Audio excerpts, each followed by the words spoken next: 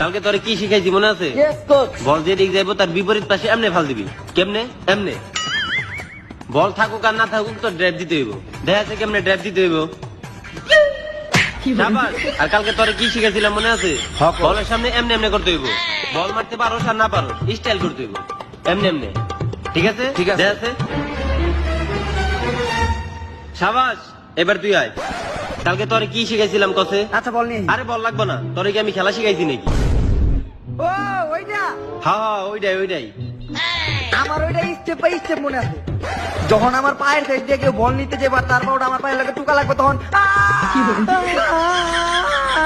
হইছে না? হ্যাঁ, শাবাশ। আর যখন তোর মাথায় কেউ হাত রাখবো তখন হইছে না? হ্যাঁ, একশো হইছে। যাক সমস্যা নাই, আপনি জানতে শিখেছেন আমরা কিন্তু স্টেপ বাই স্টেপ মনে আছে। তাইলে যে কথাটা কইতেছিলাম আর্জেন্টিনা বলে দুর্নীতি করতেছে। তুই আগে খেলাই যা